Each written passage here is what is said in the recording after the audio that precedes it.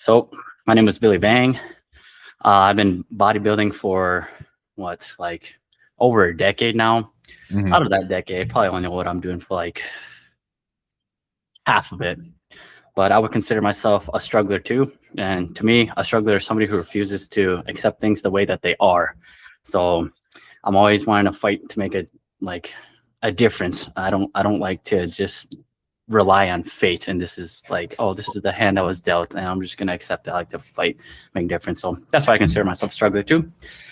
And yeah, that's who I am. And in this podcast, again, really, I just want to help anybody who's in the beginner phase or intermediate phase who's trying to make that progress and help motivate or educate them to get to the next level. All right, and my name is James Vang. I've been working out for about 22 years. A majority of my training style has been strength training, mixed in with bodybuilding and basically anything else that just kind of pops up at the time, with whoever I'm working out with. Uh, Struggling from the moment I started training all the way up until now, I would argue. I'm still struggling today. And very much like Billy, I just want to share my experiences and talk about some of the things that I felt helped me and give people some tips along the way so they can struggle a little bit less, or they can take this knowledge and help them struggle on their own to get to the next levels that they want to reach. Awesome, dude. And so today, just sticking to like those noob tips, obviously in this podcast, I always want to leave somebody with some like jewels or something that they could take away and use right away. And so let's just talk about like removing friction, because in the beginning there's a lot of friction, that being like overthinking things, being overwhelmed by too much information, and just being inconsistent. So like, how can you be more consistent? How can you think less and start acting more? And how can you just focus on one information that's useful instead of like one day doing what that guy said and another day doing what she said, he said, you know?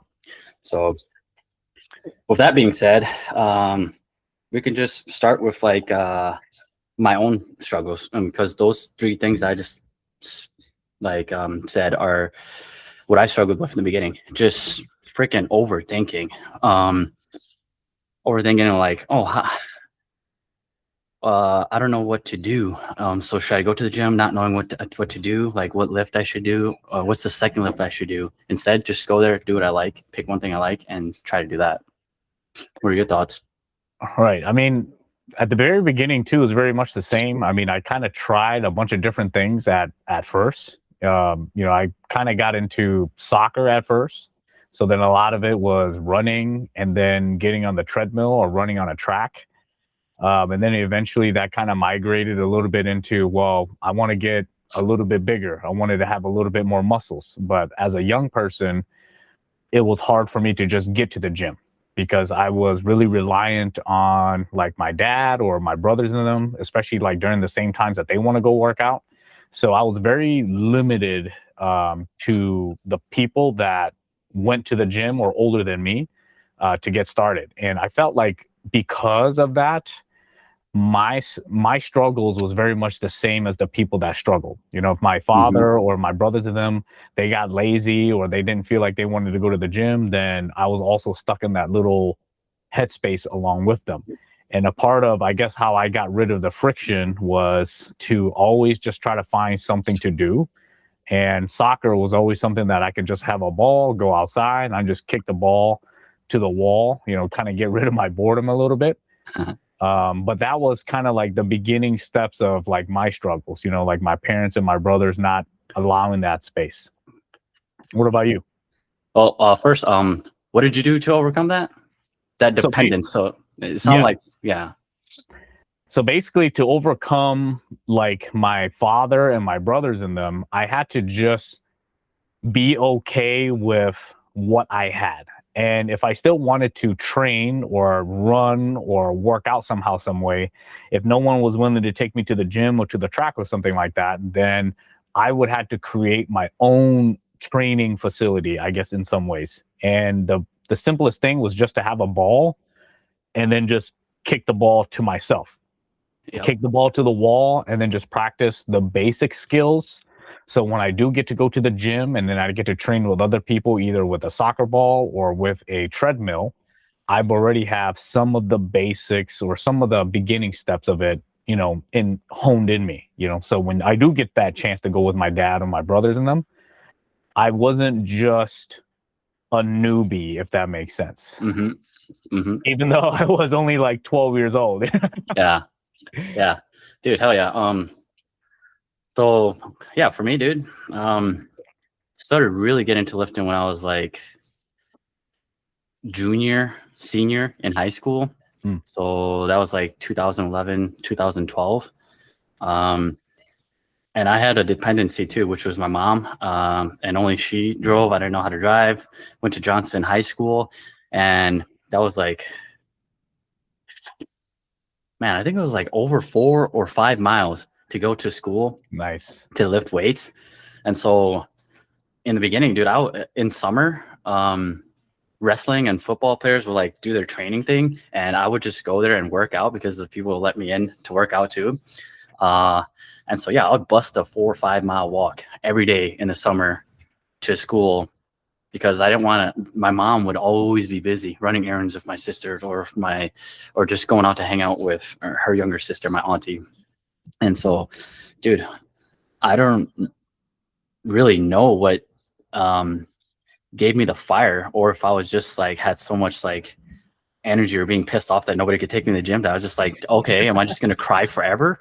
And I just came to the realization, is like, oh shit, yeah, if I don't do this myself, then I'm probably never gonna go get to lift. And I was like, well, I'm not gonna let that happen. So I would just bust a walk, and I would always watch like motivational stuff too, like Arnold Schwarzenegger, Rocky Balboa, and just those montage where they train all the time too, and no excuse type of things. Where I was just like, oh yeah, no excuse too. And plus, the cardio will give me stamina, and stamina would help me lift longer. And so that would motivate me to go to the gym. And then on the way back, I would run around Phelan Lake 1 lap and then come home too. So insane cardio in the beginning.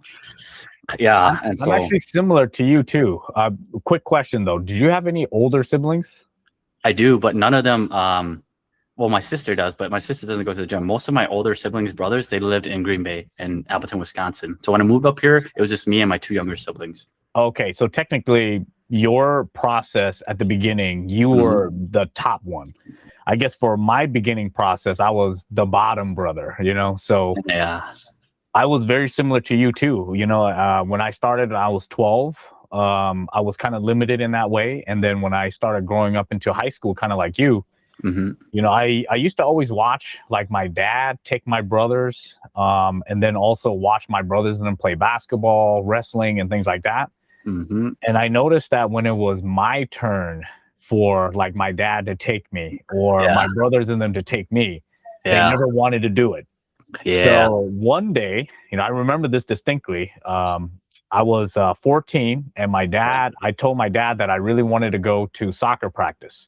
Because I remember I used to go with my dad to take all of my brothers to their soccer practice, all of my brothers to their wrestling practice, and all that stuff.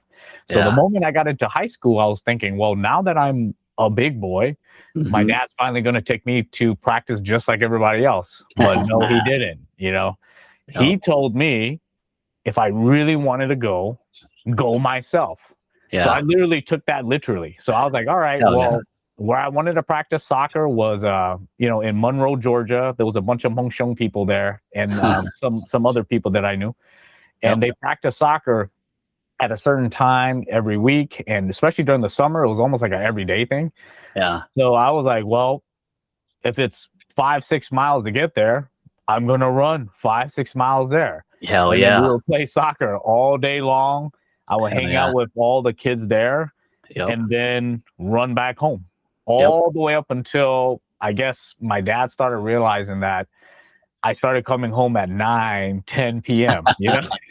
God damn. I'm done playing soccer. It's like 8 o'clock. And then when you're running another 5-6 miles, that's almost 30-45 minutes, Got that foundation cardio in right there, dude. Yeah. But like you, it was like the anger that I know that my dad is supposed to take me, and yet he's choosing not to. So it's almost like it was a challenge. Yeah. You're telling me that I can't do what my brothers do, and it's reliant on you, and it's not reliant on me.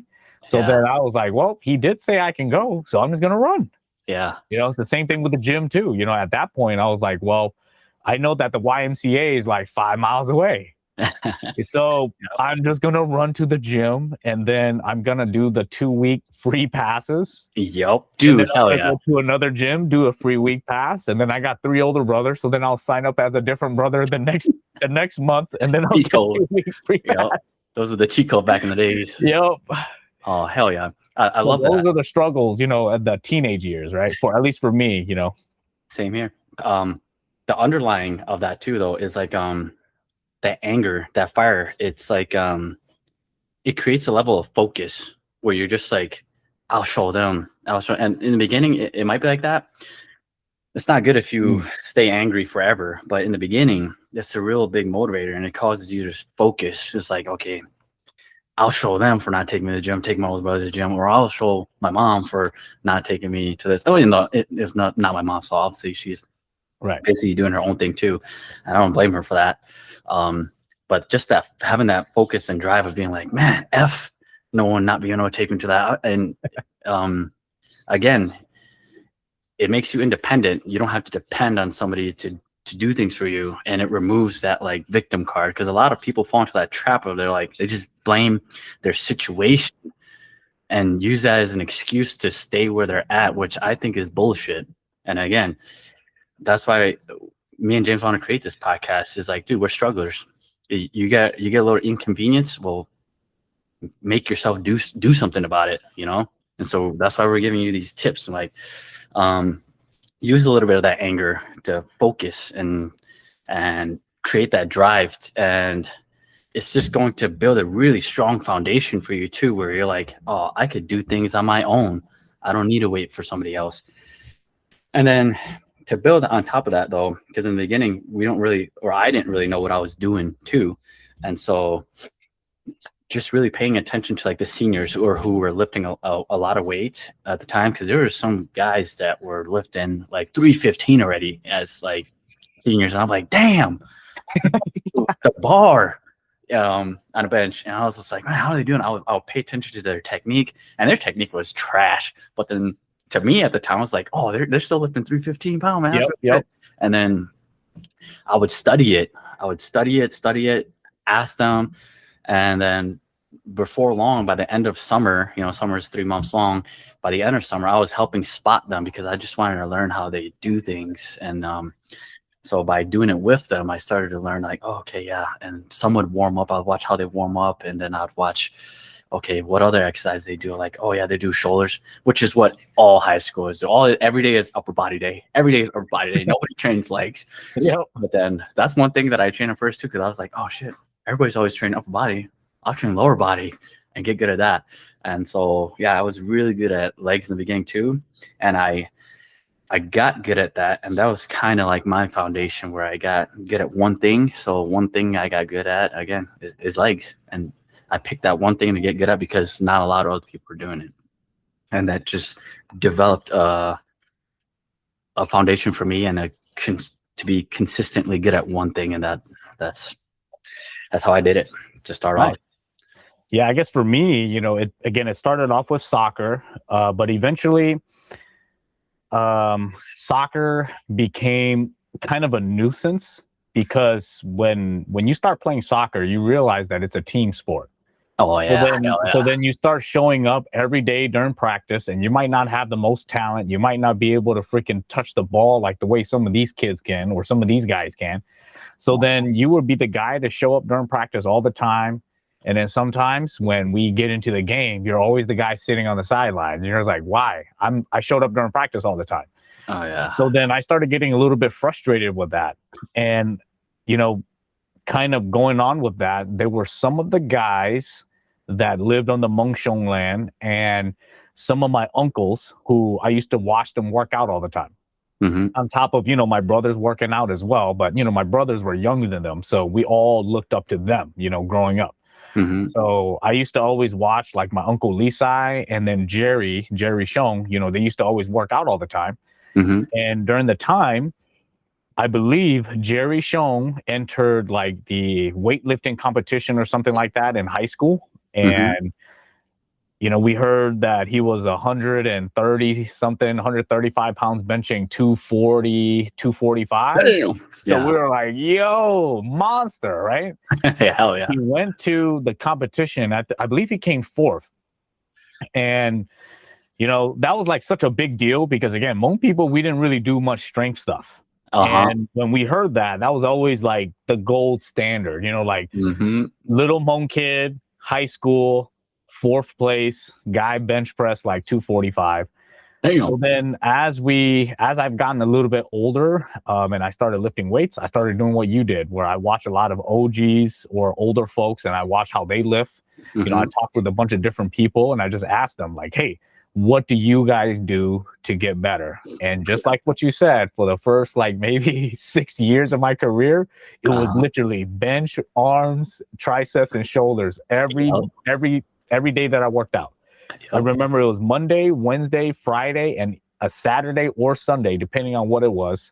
Yeah. I would do the same workout. Flat bench press, like 3 sets of 10 to 12. And then I would do incline, 3 sets of 10 to 12. Decline, 3 sets of 10 to 12. Yeah. I would do like curls and then some sort of tricep workout and push-ups. Yep. And I just did that every Monday, Wednesday, and Friday. I didn't change the weights or anything like that. And I just kept doing it every single time, all the way up until I just started getting a little bit stronger. And then I eventually ended up joining the competition as well, because I wanted to know what that was like. Yeah. And then funny enough, during my junior year, I came fourth place too. God dang. And I got so frustrated. I was like, I have the opportunity to win, but I now have to power clean and squat more. Yeah. So then I started digging deeper into those concepts. And then I started reading books like the bodybuilding encyclopedia of Arnold. Yeah. And then I read through all of the exercises that he would do. And then I would just slowly learn how to do every single one of those. Yeah. And then I started watching movies like The Position of Flex, where they always talk about you start off with like a compound movement, and then you do some sort of stretch movement, and then you do a contraction movement. Yep. Then I'll buy like these random books online where they talk about like lumberjack calves and stuff like that. And I'll just read through all of it. Yeah. And then I came first place during my senior year. Damn, dude, that's awesome. So that's really what jump-started everything into the beginning phases of just show up every day, do the same stupid thing every day for almost like 2 years. Yeah. And then you eventually just start learning, like, I want to know more. And then you start investing into that. And then I guess that's when I became more intermediate, Yeah. Yeah. I love that. But I want to dissect that too. Because there's a lot in that that happened in that short period of time from like junior to senior that happened there.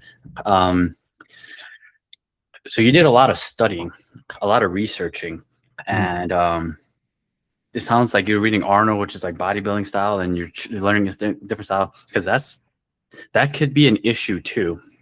A lot in the beginning when you don't know what you're doing, and then what I said in the beginning too, where it's just like overwhelming yourself with information. Obviously not for you because you were already self-driven, but if it was for somebody who's not self-driven, they just want to go to the gym and get fit, don't overwhelm yourself with too much information and too many different styles, because there's many styles to it.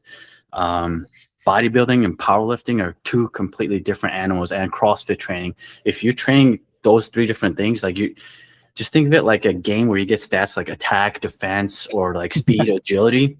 Yep. You're trying to train like three different things at once, and you're gonna only like very, very little increase. So you kind of want to pick one and like master it first, because and this quote is really useful. It's like, but then you do.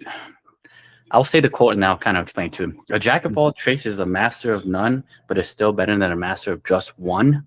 A lot of time people just hear a jack of all trades is not good, but in this scenario, you do want to get good at one, because even though a jack of all trades will beat a master of just one, you don't want to be a little good at everything. You want to be good at one thing first, and then get good at another thing, and then you're a jack of all trades, but you're good at all things. So focus on one tier or one thing that you want to get good at first. So if it's attack, so let's say that's like powerlifting, focus on that. If you want to focus on like defense or have that really good, nice chisel look, so defense, like get good at that first. Otherwise, you're gonna overwhelm yourself with information, which is exactly what I did in the beginning too. I was like, dude, I see people lift so much weight. I want to lift a lot of weights, and I was like, oh shit, I'm lifting a lot of weights, but I look like shit. My arms are small, like my back is small. I was like, how do I get that? And it's like, and then you go look. It's like, oh, you're supposed to train a volume to get muscle bigger. I was like, oh, okay. Then I do that, and I'm like, but I'm so weak, and I'm like, and try to juggle both, and that's why it took me so long. And I say, I've been lifting for over a decade, but only and like 5 of those years was I really started to know what I was doing and start to like patience. Like you have to have a lot of patience, and you have to with that be very consistent, because if you're not patient and you're not consistent, those are like the two biggest things that'll knock you back. Because in the beginning I was very impatient. When I started to lift, I want to be good at it right away already, or when I start a job, I want to be good at it already. Yes. I want to be perfect the first time I do it. I was like, dude, that's not going to be the case. You're not going to be perfect or absolutely good the first time you do something. You're not going to get good after you eat a clean meal one time. Dude, you have to be consistent. And this is my favorite quote. It's like, dude, it's not about how good you can do. It's about how long you can do good. Because anybody could be good on one single day. Like, dude, we could be playing poker and you could not even look at your hand, just go all in every hand and win that one day. But you do that again tomorrow, you do that again next week, I guarantee you that's not going to be the case. Yeah. So you want to be good consistently. And so pick one thing you want to be good at and stick with it long enough, consistent enough until you can say, okay, yeah, I think I got this down pretty good. And then if you want to move to something else, you could do that. And I got something after that too, but go ahead if you got something. So to kind of piggyback off of what you said, I definitely agree with you that, it did get a little overwhelming during that phase of my growth. But remember that I did start working out when I was 12. So when I turned 16 or 17, I already have about 5 years of messing around. Trial and error. Yeah. Right. So what I like to tell people too is like, this is very much similar to like life as well. When you think about the beginning of it, you kind of want to do as many different things as you can until you find the thing that you like, right? So I did soccer, I did football, I did a bunch of other things, but the gym was the thing that I found that I really liked. And I started a little bit when I was 12, but it didn't get serious until I was like, you know what? I really want to do this now. And that's when it became kind of like a quest to learn as much as I could. And, during that phase, part of the reason why I couldn't maybe get as good as I could was because of all the information that was out there. I didn't know that there was a difference between bodybuilding, strength training, and things like that. So I kind of was in that little hybrid of just do this or this or this and see where it goes. And I like what you said too, because Bruce Lee said something similar where he said he fears the man that practices one kick 10,000 times, not a guy that knows 10,000 kicks. And in this particular instance, the moment that I decided that I wanted to strength train, that should have been the only thing that was on my mind. I should have stopped like running cross country. I should have stopped playing soccer and basketball and doing all of these other things and really just focused on strength training, not even like bodybuilding or maybe a little bit of bodybuilding, but like power cleans and Olympic weightlifting and stuff like that. I should have took a step back, but because I was young, I just felt like I could do all of it.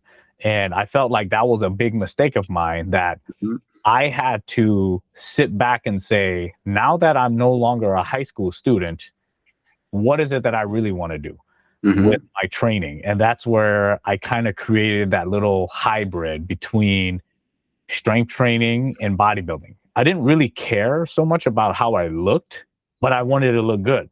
Does that make sense? So I wasn't really like you guys, where like I want to make sure like the shape of the bicep was a certain way. I just wanted the bicep to be there, and then for me, the biggest thing was I just wanted a really big squat and a really big bench. And I just liked the way that I don't know. I kind of liked it the way that people hated me. Does that make sense? Because This, you're so small and you're benching more than them. You're yeah. squatting 200-300 pounds more than them. And, at first people make fun of you for being skinny and small. Hmm. But then 7-8 years later, now they hate you for being small and strong. You know what I mean? Like it's Yep. kind of a weird dynamic. Yep. Yeah. Dude, I totally get that, man. Man, I got so much things to say too. And Go ahead, dude. Go for it. really with us too, it's not a bad thing to make those mistakes. You have to understand that too, because making a mistake is better than not doing anything at all, because at least a mistake you can learn from it and improve. But if you do nothing, so let's say you don't go to the gym at all, you don't change your eating habit at all, that's worse than eating bad and then realizing, oh yeah, I shouldn't eat bad, or not like, for example, like not asking a girl out. Now you'll never know, because you can never know, unless you actually try it, fail, and be like, okay, I should have done this better. I should have not said that. I should have said. See, now you got that information. You could bounce off it. So James, like, not picking one thing or doing more things than just the powerlifting. It's like, now he knows though.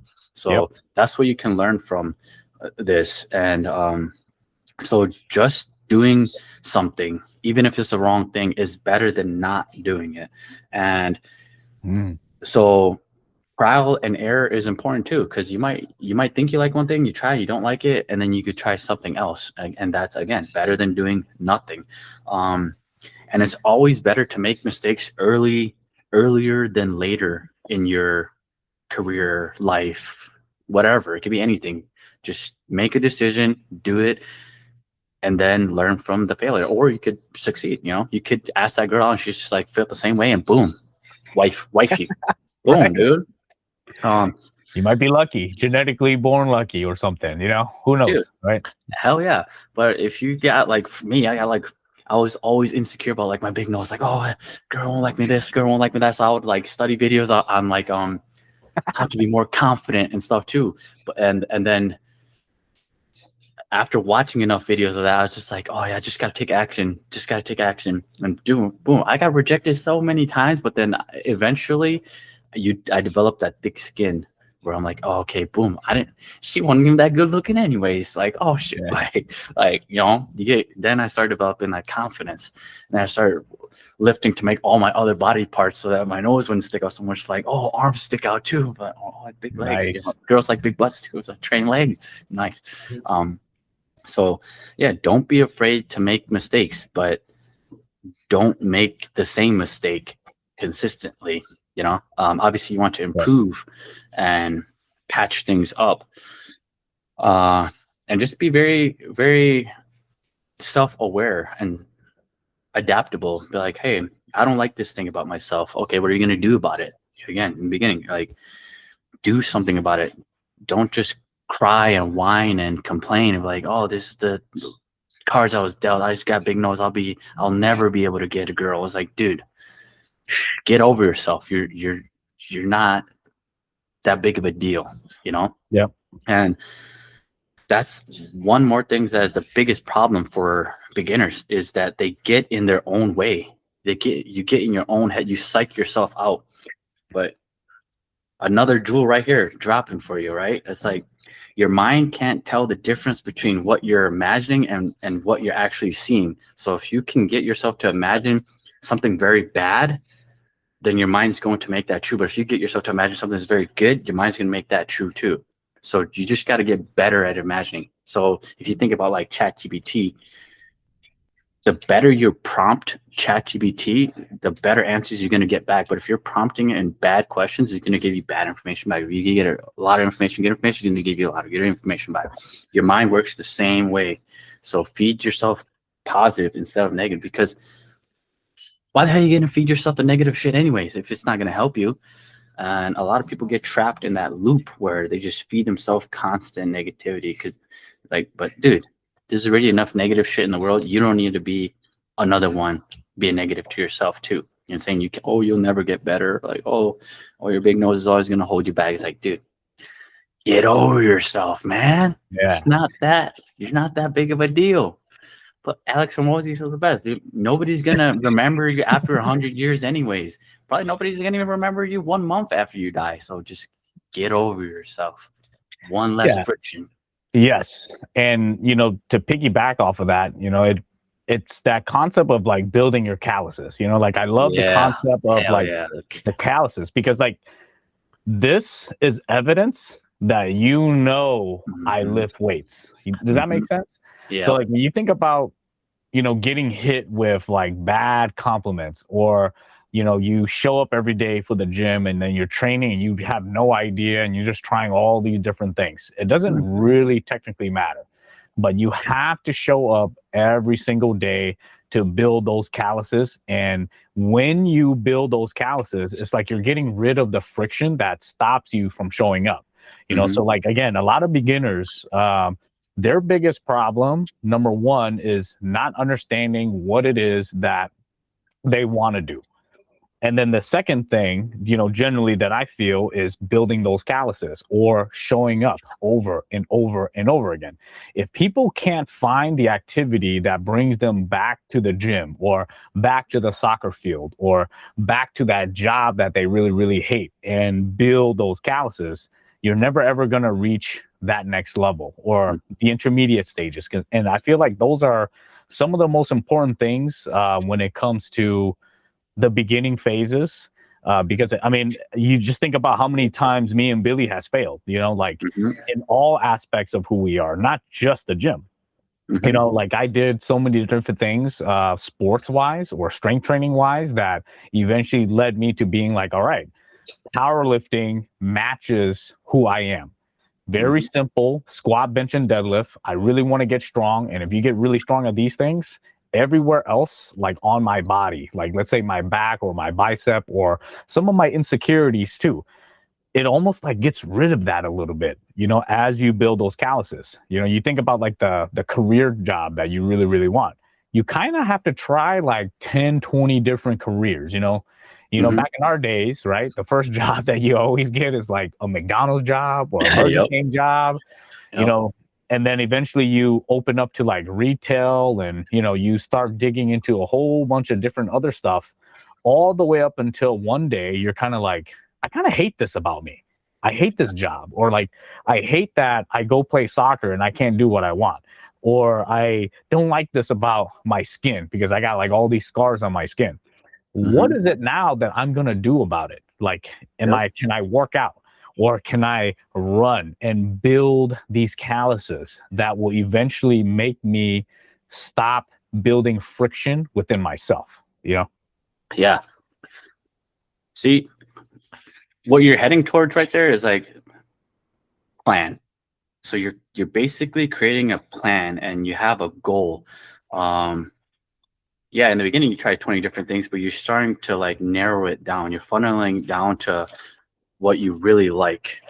Uh, which is also one thing that if you guys could take away, this would be one thing that you take away for this podcast is going to help you out. Is just narrowing it down to the one thing that you like. In the beginning, try a lot of things, trial and error, and start knowing what you like and what you don't like.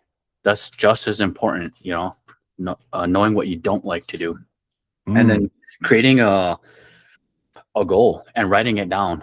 This is one very, very important question that I learned from a lot. Cause I like to listen to a lot of motivational speaker too, always, and pick up like tips, tools to use. Is like in the morning when you wake up, write this down and use it. What's the most important thing I can do today that'll get me closer to my goal? And ask because that's going to prime your mind to to think and do what's most effective. So that way your mind doesn't drift throughout the day and do random stuff that doesn't matter. So like today, it was like I wrote down podcast with James, train chest, heavy Bulgarian style, and I was able to hit my goal 335 bench today, which I'm like, nice, dude. Let's go. yeah, hell Let's yeah, go. yeah. But yeah, that in the beginning phase, you it would benefit you a lot to do that. So if you're a noob, and it doesn't have to be a workout, this could be in anything, Yep. whatever your goal is. In the morning when you wake up, just write down what's the most important thing I can do today to get me close to whatever your goal is, and just write it down and do that. It could be as simple as like meditate for 5 minutes and then do that, or go out for a jog and then do that, and whatever it is, or eat one boiled egg, but by doing that, you're creating consistency and you're following through, and it's going to back up your mind to like, oh, I can do what I tell myself to. And it's also going to get you closer to your goal. And it's just sequencing yourself in a mind to move in a positive direction. So that ties back to like overwhelm too. Don't overwhelm yourself or stress yourself out with so much things. Just pick one thing. Pick one thing.